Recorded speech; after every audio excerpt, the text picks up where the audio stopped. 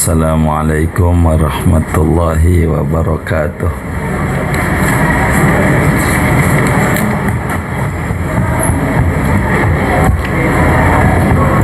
Assalamualaikum warahmatullahi wabarakatuh.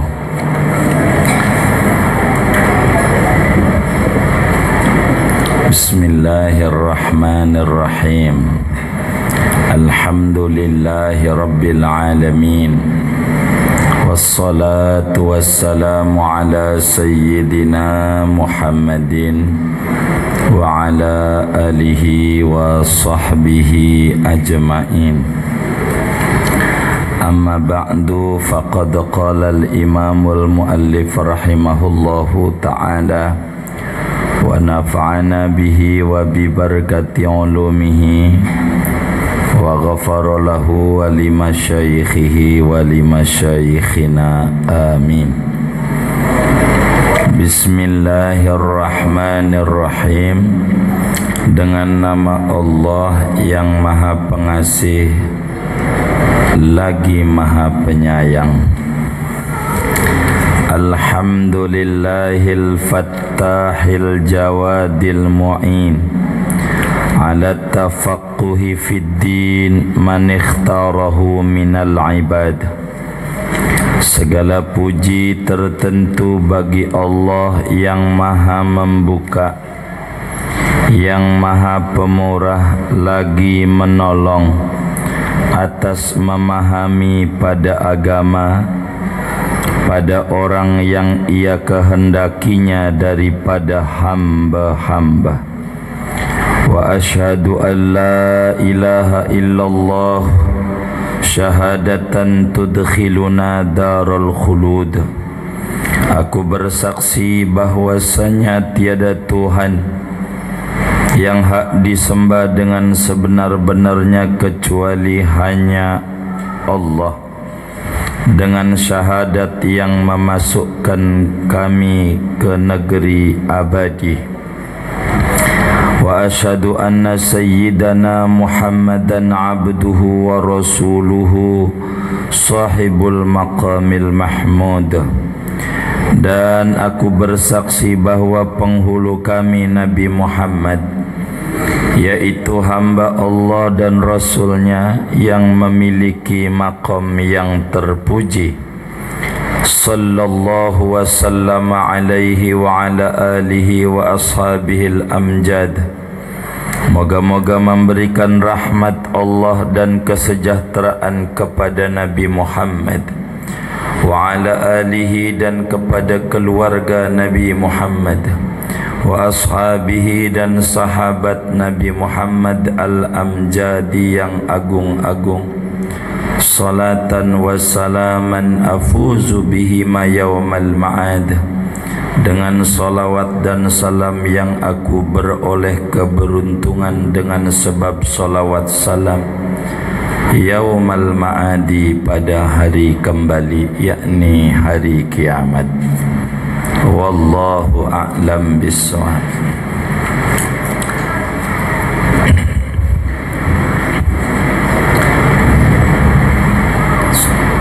Saudara-saudara sekalian yang mulia, pada pertemuan yang lalu beberapa mabadi'ul asyarah telah kita bedah terkait disiplin ilmu fiqih. Dulu waktu kemarin itu kita bedah apa definisi ilmu fikih. Kedua, udah kita bedah apa objek bahasan ilmu fikih. Ketiganya, apa manfaat dan kegunaan ilmu fikih. Keempatnya, apa hukum mempelajari ilmu fikih. Berempat. Baik. Lima, pengambilan ilmu fikih. Baik, kita tinggal 5 lagi. Saudara-saudara sekalian, yang keenam, apa keutamaan belajar ilmu fiqih? Sesungguhnya fadilah yang menunjukkan betapa tingginya ilmu fiqih dan betapa agungnya para pelajar-pelajar ilmu fikih teramat sangat banyak, baik daripada Al-Quran maupun daripada hadis-hadis Nabi besar Muhammad sallallahu alaihi wasallam.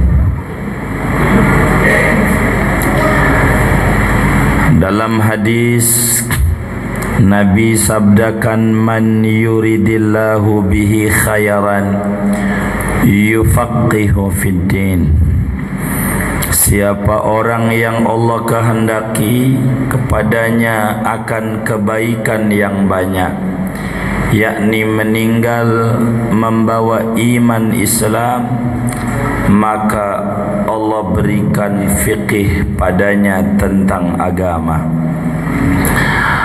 Artinya satu bisyarah dari hadis itu daripada lidahnya Nabi besar Muhammad sallallahu alaihi wasallam, saudara, bahawa kita yang belajar ilmu fikih ada jalan untuk asbab kita mendapatkan meninggal husnul khatimah. Amin, Allahumma amin.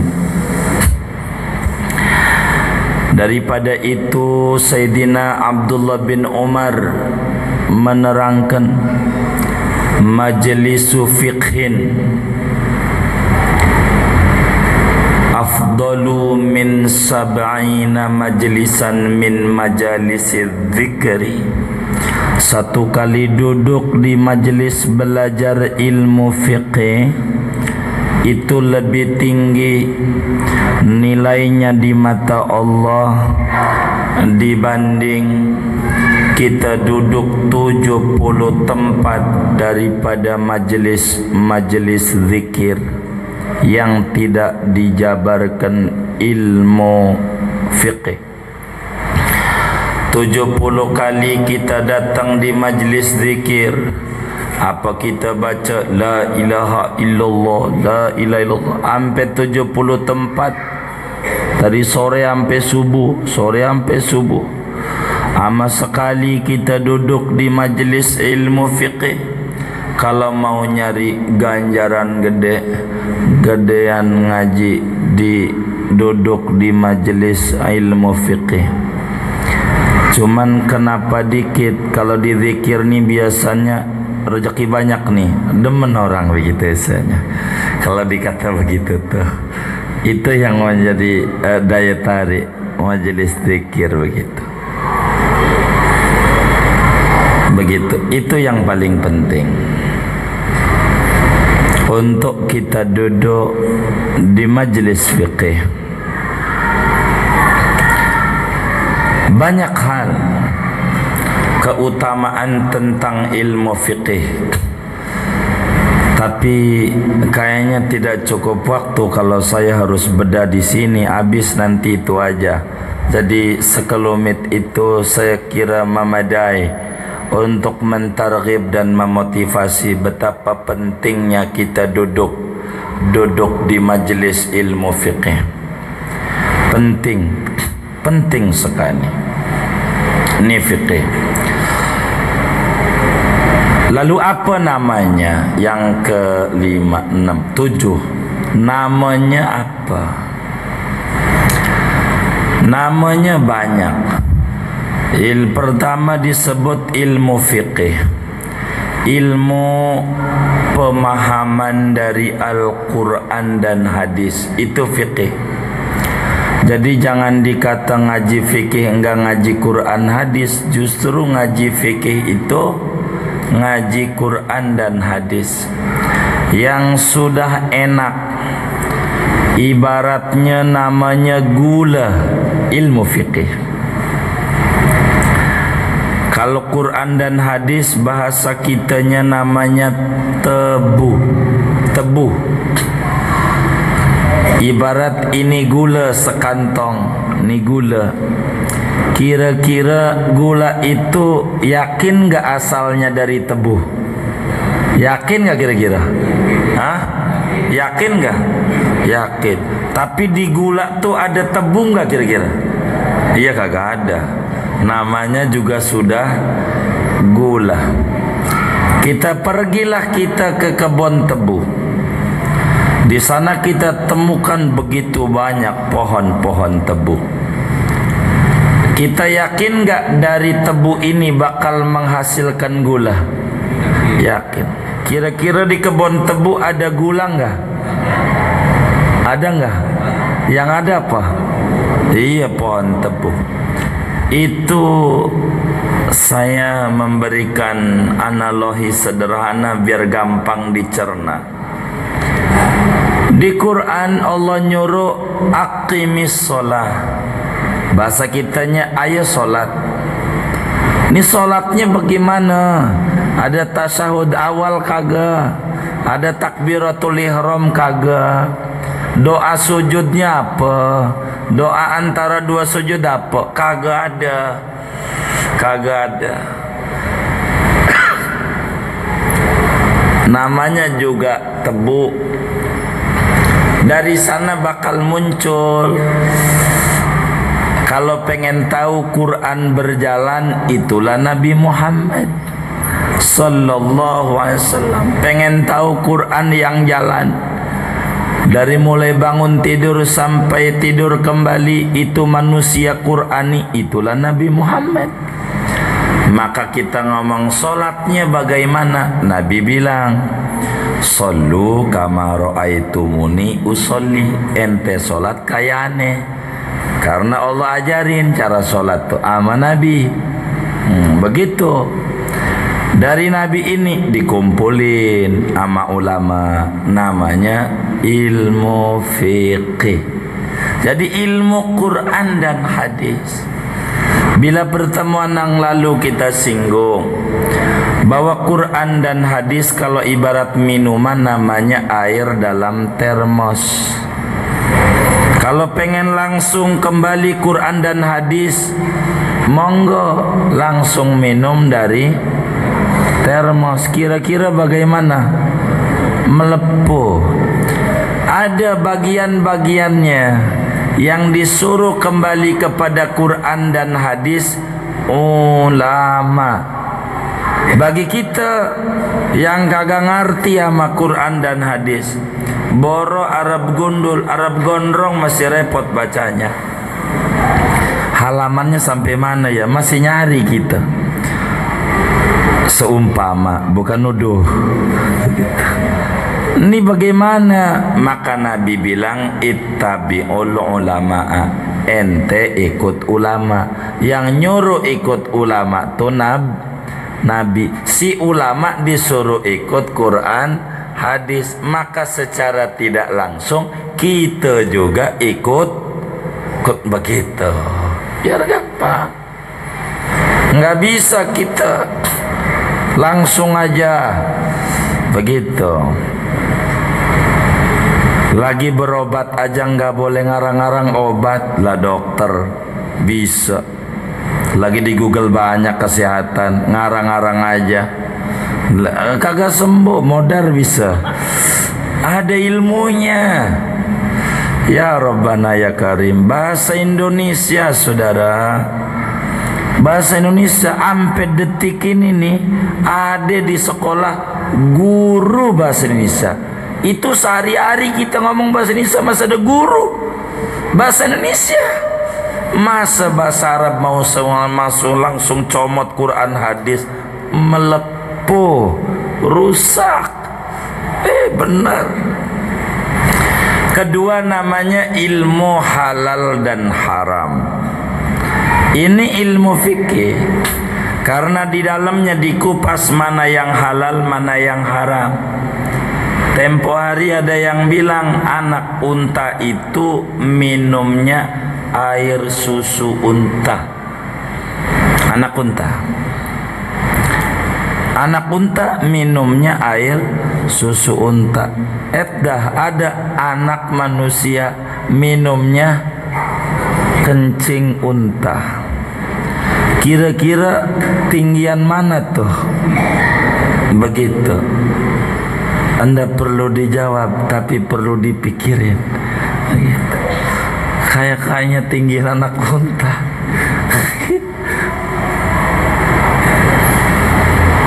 Ini diterangin. Ilmu fikih namanya disebut ilmu halal haram.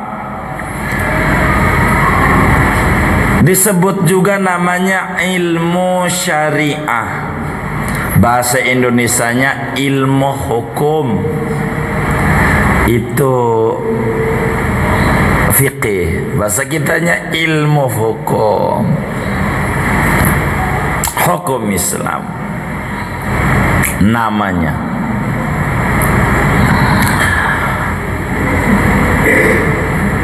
Lalu apa nisbatnya ilmu fikih ini?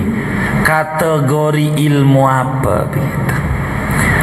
Ilmu fikih ini kategorinya ilmu pokok agama. Kategorinya ilmu agama.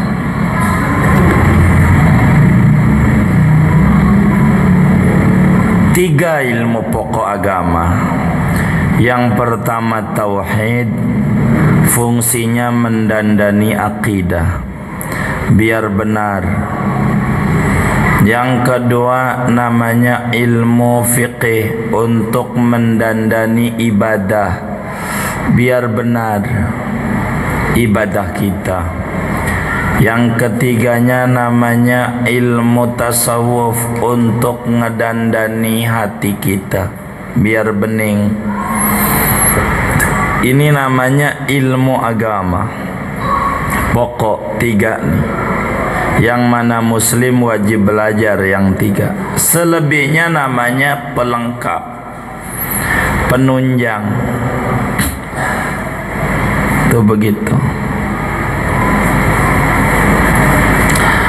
Siapa penyusunnya yang mengkodifikasikan ilmu fiqih ini? Yaitu ulama-ulama mujtahid.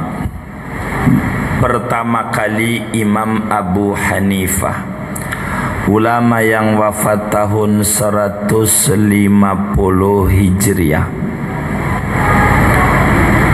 Kata Imam Syafi'i radhiyallahu anhu wa ardah, an-nasu ayalun li Abi Hanifah fil fiqh. Ulama itu ngekor kepada Imam Abu Hanifah terkait fikih karena beliau yang membukukan, menyusun dengan bentuk begini dari hadis.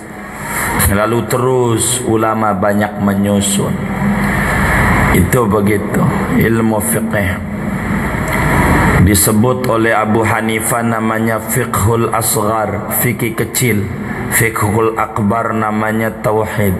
Itu bahasa Abu Hanifah. Ulama mujtahid, banyak ulama mujtahid dari dulu banyak. Cuman karena kurang pengikutnya, akhirnya tinggal 4 yang masih ada sampai detik ini. Alhamdulillah. Ada 4 madhab. Madhab Hanafi, madhab pembangunnya Imam Abu Hanifah, Nu'man bin Sabit. Kedua Imam Syafi'i, nama aslinya Muhammad bin Idris Asy-Syafi'i. Imam Malik, Malik bin Anas. Imam madhab Hambali. Keempat pembangunnya Imam Ahmad bin Hanbal. Itu begitu. Ini namanya imam mujtahid, disebut imam madhab.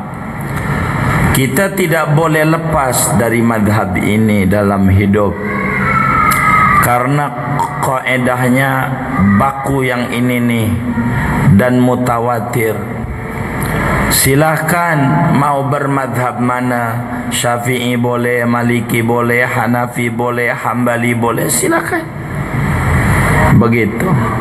Tapi mayoritas masyarakat Indonesia madhabnya Syafi'i, karena yang bawa dulu-dulunya ulama-ulama habaib dari Yaman itu Syafi'i.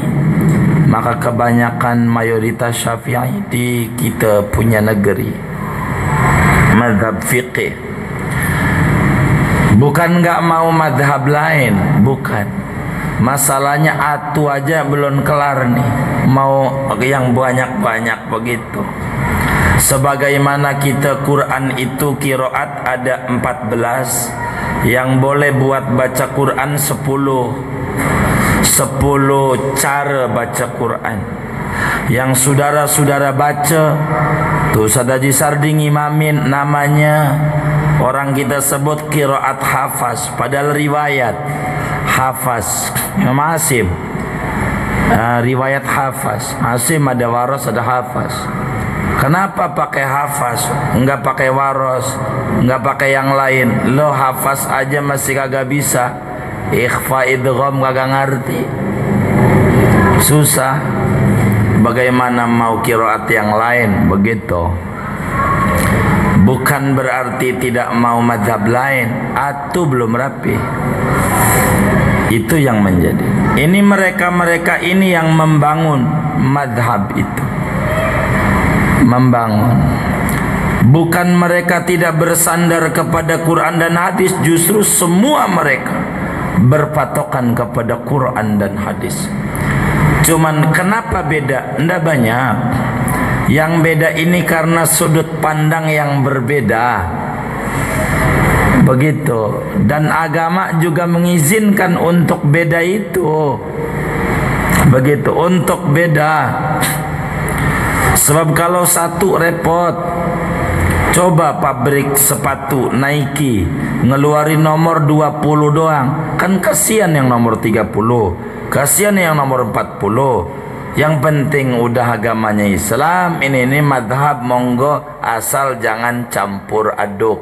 Itu aja, namanya talfiq. Itu dilarang. Mereka-mereka ini yang membukukan jadi buku dengan sebutan ilmu fikih, kayak kamus, saudara. Kamus itu nama judul vocabulary, kosakata dari ulama Islam, namanya Al-Fairuz Abadi. Bukunya namanya menulis kosakata, namanya Al-Qamus. Sesudah beliau ini menjadi judul kamus anu yang Arab Inggris, kamus ini, karena dia penemunya yang membuat pertama kali. Tuh begitu. Padahal tuh kamus nama sebuah karya tulis yang ditulis oleh Imam Al-Fairuz Abadi terkait kosakata, vocabulary ini. Dia yang nemu, baru muncul kamus anu, kayak air semacam disebut aqua, air. Mau beli di warung aqua, padahal bukan mereknya. Ya, karena dulu dia yang pertama kali memproduk jualan air, begitu. Itu sebutan saja. Akhirnya itu kayak begitu, saudara.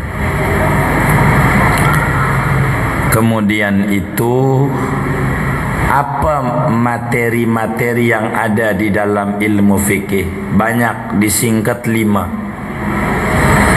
Ini ilmu fikih. Dari 3 buku itu saya berikan gambaran isi dari 3 buku itu. 3 buku, karena saudara bukunya pakai bahasa 3 buku karena itu ilmu penerbit. Kalau dibikin satu berat bawahnya, kalau ditaruh ketek begini bawahnya repot juga, banyak kayaknya. Pertama namanya disebut fikih ibadah. Fikih ibadah itu artinya ilmu hukum ibadah. Hukum ibadah itu bakal mengatur dari mulai wudu, mandi, tayamum, ngilangin najis, sholat, dengan macam-macamnya aturan, sunah-sunah segala macam. Terus sampailah zakat, puasa, haji. kurban, akikah, ini kategori fikih ibadah. Udah selesai kemarin yang kecilnya. Begitu. Itu namanya kategori fikih ibadah. Jadi dibatasi sampai situ. Kedua namanya fikih muamalah. Artinya ilmu ekonomi Islam. Diatur apa itu obligasi, apa itu saham, bagaimana jual beli kredit, bagaimana ini jual beli online. Itu udah dibahas dari dulu sebelum saudara lahir. Itulah hebatnya Islam. Payung hukum udah ada. Nggak kayak kita masih ribet nih LGBT, bagaimana ini ya, hukum masih susah juga, harus dibuat karena nggak ada payung hukum. Kalau Islam apa aja ada. Nanti bakal tahu tuh tentang perbankan, apa itu bunga bank, apa maknanya bunga, apakah bunga itu riba. Itu bakal dibedah di dalam fikih muamalah. Nanti ada dalam buku saudara yang pegang. Itu diatur. Begitu. Di sana bakal diatur. Begitu. Bagaimana? Begitu. Bagaimana sistem menanam modal? Bagaimana aturannya? Bagaimana cara berwakil? Dan macam-macam. Wakaf, macam-macam. Boleh nggak jual beli tai ayam? Segala macam. Itu dibedah. Rapi Islam. Namanya fikih muamalah. Namanya dibedah tuh macam-macam model-modelnya. Dari dulu Islam tuh hebat. Begitu diatur. Sampai bagaimana cara kita menggarap tanah tak betuan. Ada tanah tidak ada tuannya. Gitu. Ini bagaimana cara pengaturannya. Diatur oleh Islam. Negara kita sedikit banyak mengadopsi itu. Seperti pada Undang-Undang Hukum Agraria nomor 5 tahun 1966. Diatur bagaimana pengelolaan lahan. Kalau apa itu verponding, apa ini tanah adat, ini apa diatur. Islam paling hebat. Rapi, asal muslim ngajinya terus. Jangan berhenti di bab cebok. Dianggapnya Islam ngertinya cebok doang. Islam luas, lengkap, rapi. Ketiga namanya disebut fiqhul munakahat, atau bahasa lainnya al-akhwal asyakhsiyah. Bahasa lainnya, bahasa kitanya perdata Islam. Diatur tuh menikah, apa rukun nikah, bagaimana nikah beda agama. Begitu. Ini diatur nikah. Begitu. Ini diatur semuanya. Apa syarat saksi, apa orang yang model begini nggak jelas boleh jadi saksi kawin. Syaratnya saksi kudu apa? Bagaimana kalau dia ninggalin sholat? Bagaimana dia pakai celana pendek waktu ponakannya kawin dia nikah, sah nggak jadi saksinya? Diatur lengkap oleh Islam. Sampai nikah bagaimana ini digandengin laki sama perempuan di depan penghulu. Udah nikah belum nih? Belum. Ini digandenginnya hukumnya apa ini? Nah, ini bagaimana ini? Ini diatur sama Islam. Rapi. Apa hukum siraman? Begitu. Nah, ini diatur rapi. Ini masuk dalam hukum pernikahan. Kalau dalam Indonesia ada undang-undang pernikahan, undang-undang nomor 1 tahun 74. Itu diatur rapi. Islam mengatur bagaimana seorang suami mengata cerai sama istri. Cerai, gua cerai lu. Gitu. Ya udah kalau begini cerai aja. Ya udah. Ini bagaimana lagi ribut nih. Jadi enggak diatur rapi. Islam rapi. Itu semuanya rapi. Perdata. Bagaimana hak perempuan diatur, bagaimana hak anak, siapa yang ngasuh, apa tugas istri, apa tugas suami. Kalau di Indonesia Sego Ta'lik yang baca siapa? Sego ta'lik tuh yang baca siapa? Suami. Jadi yang suruh janji lakinya, perempuan kagak. Udah bener aja dia. Apa ya begitu tuh? Begitu. Nah itu bagian mana itu abak kita yang pengacara itu? Dia berdada tuh. Nah bedah monggo. Tuh bagaimana tuh data-data begitu? Bagaimana perjanjian sebelum nikah? Diterapkan nantinya nih bagaimana? Ayo diatur. Perdata. Akhwalus saksiyah. Diatur bagaimana anak adopsi, di dalamnya hukum waris, siapa dapat berapa, siapa dapat berapa, ini diatur. Fikil munakahat dulu, bagaimana perempuan, apakah ada hak gugat cerai, namanya apa, itu ada di fikul munakahat, diatur. Ada namanya fikul mawaris, mengatur tentang harta. Kalau mati siapa yang berhak, siapa yang enggak, ini diatur, dapatnya berapa, rinci dengan matematik yang jelas. Itu Islam, diatur. Itu namanya fikih. Ada namanya itu fikih, itu adalah al-ahkam sultaniyah, hukum ketatanegaraan. Ini diatur. Kalau seorang presiden, menterinya apa, kudu diatur. Bagaimana tata kotanya, begini diatur. Semuanya diatur. Begitu, diatur. Begitu. Enggak kemudian jadi acak-acakan. Pokoknya menteri saya tidak boleh jabatannya rangkap. Jadi ketua partai juga, menteri juga. Tapi kalau ini boleh nih, ini boleh. Begitu. Ini ada yang model begitu. Begitu. Ini bagaimana begitu? Kagak rapi. Hukum tata negara Islam rapi.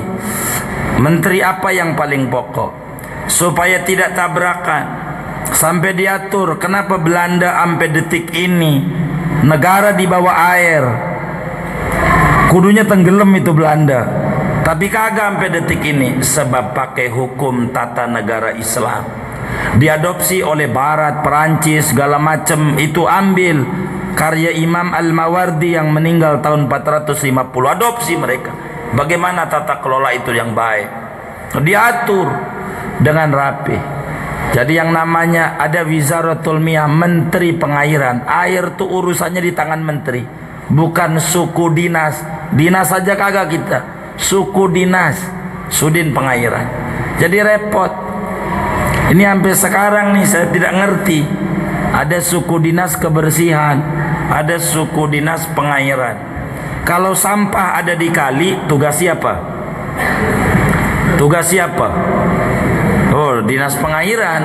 Maka dia dikeruk dari kali, ditaruh di darat. Di darat tuh. Itu tugas siapa tuh? Dinas kebersihan. Ditendang sama di kebersihan kali. Nyebur di kali, tugas siapa tuh? Tugas siapa? Dinas pengairan. Ambil lagi taruh di darat, tugas siapa? Hah? Kula di darat, tugas siapa? Kebersihan. Tendang lagi sama dia. Tugas siapa? Masih ngegaji timbang buat begitu doang. Ini bagaimana tata kelolanya? Wah, Islam rapi. Hukum tata negara rapi. Yang satu pembanding, kalau mau buat pakai sistem demokrasi, yang satu jadi pemerintah. Partai dua aja. No Amerika yang katanya maju sampai detik ini demokrasinya, yang jadi Tuhannya orang Indonesia kebanyakan. Kiblatnya itu. Kalau udah berbicara politik sampai detik ini partai cuma dua.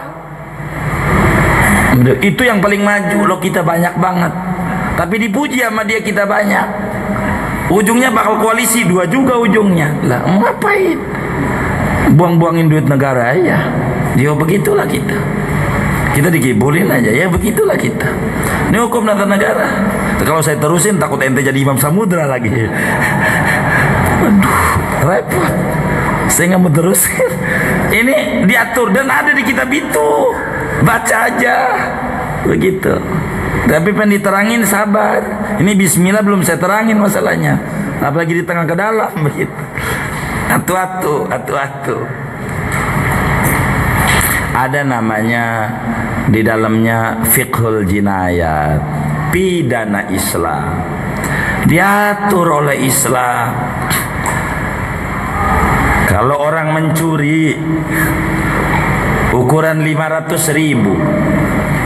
Nah, seperempat dinar, seperempat dinar ya 500.000. Mencuri 500.000, tangan kita dipotong.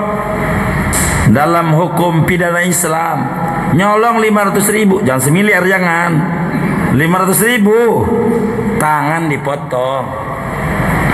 Saya mau tanya, Islam tuh kejam tidak? Itu yang saya mau tanya. Menurut saudara-saudara, saya mau tanya, 500.000 tangan dipotong. Saya mau tanya, Islam tuh hukumnya kejam apa enggak kira-kira? Hah? Saya mau tanya, yang jujur, jangan takut. Hah? No. Pak Jalim, kejam enggak kira-kira itu? Hah? Kejam ya. Itu kenapa kita bilang kejam, karena niat kita jadi maling. Niatnya. Iya. Itu maka kita bilang kejam. Karena kita niatnya menjadi pencuri, maka kita bilang kejam. Coba dong kita ambil sisi yang lain, yang hartanya diambil. Kenapa dia harus sama Islam itu dipotong tangannya? Bukan 500.000 doang. Berapa keringat yang keluar? Dia pisah sama keluarga nyari duitnya. Dia narik-narik gerobak, pencet-pencet Grab sampai ribut kagak dapet ngebitnya. Begitu. Itu dipikirin nama Islam. Panjang, bukan 500.000-nya. Betapa Anda tidak menghargai capeknya orang nyari duit. Maka dipotong tangannya. Untuk siapa? Untuk melindungi warga masyarakat. Bahasa gampangnya, ibarat kita maling. Siapa orang? Wahai Fahrudin, kalau ente nyolong duit siapa aja daripada manusia, ente mau dipotong. Loh, betapa dihargainya itu manusia sama Islam. Betapa duit 500.000 yang orang bilang capek nyarinya, nah itu dihargai sama Islam. Kenapa dipotong? Korbanin satu biar orang faham. Ada cirinya. Mantan maling, jelas. Lah kalau tidak masuk penjara, masuk TV lagi, masuk TV lagi. Susah juga kita. Cirinya. Ini Islam ada cirinya. Ini pelaku kriminal, jelas. Jelas. Ada. Polisi juga suka ada, cuman di kaki biasanya di beginian nih. Ada cirinya. Apa kita udah pernah kena begitu apa kagak? Ada itu polisi sedikit, tapi di kaki gak kelihatan. Islam kelihatan. Ini hukum pidana dan masih banyak. Begitu. Diatur sama Islam yang kayak begitu. Jelas. Ini Islam mengatur segalanya. Bagaimana kalau minum-minuman, bagaimana ini. Coba tuh kayak yang pemerintah tuh kan repot. Kalau kata saya, kalau mengacu dalam hukum Islam kami bingung. Kita ngerokok di balai kota depannya, didenda nggak kira-kira? Denda 500.000. Tapi yang dagang rokok kira-kira dihukum nggak kira-kira? Kagak. Kita beli lagi, dia kagak dihukum. Di mana-mana juga bandar lebih gede. Begitu. Lo masa dia yang ngerokok yang dihukum? Pabriknya yang dihukum. Begitu. Kenapa nggak ditutup-tutup aja? Kalau ditutup nggak pala ada ngerokok, nyarinya di mana? Begitu loh. Pabriknya terus dibuka. Tapi kagak boleh. Nih hukum bagaimana yang kayak begini, susah juga. Ini namanya bagaimana? Inilah namanya tidak mengacu hukum Islam. Itu rapi di dalam tata hukumnya dan jelas. Tidak ada hukum Islam yang merugikan, tidak ada. Semuanya itu demi membela semua manusia. Dan ini yang disebut Islam rahmatan lil alamin. Segalanya ada payung hukumnya. Enggak kebingungan. Itu begitu. Ini yang kemudian menjadi kita pusing. Nah, dari seluruh yang tadi itu dibahas lengkap dari 3 buku yang Bapak pegang. Terjemahnya ada 3 ya? Iya 3. Itu ada semuanya, tinggal dibaca aja, tinggal ngaji. Begitu. Ini diantara kandungan masail, materi-materi yang ada di dalam ilmu hukum Islam. Bentuk buku referennya ini salah satunya karya ulama India yang masuk Pakistan sekarang, Malibar. Dulunya India kecil, Malibar, kayak Jakarta pinggir laut. Kiai kita ini Syekh Zainuddin, cucu dari tasawuf yang kita baca, Hidayatul Adhkiya. Ini cucu yang tasawufnya engkong, begitu karyanya. Ini cucu. Jadi sepertinya masih datawab, mintanya karya masih sejalur aja. Iya baik, kalau saya masami'na wa ta'na. Ini gambaran, namanya Mabadi'ul Asyarah daripada kajian ilmu fiqh. Artinya sudah tergambar oleh kita bakal mengurai kajiannya, larinya ke sana. Dan itu yang bakal dibedah di dalam kitab ini. Jamaah yang mulia, bismillahirrahmanirrahim, kita akan bedah besok. Kenapa kitabnya diawali bismillah? Lalu apa hukum baca bismillah ini? Pertemuan mendatang saja, biar enggak banyak-banyak. Ada yang ditanya mungkin. Ada pengumuman? Enggak. Ada yang ditanya mungkin dari materi ini atau di luarnya sebelum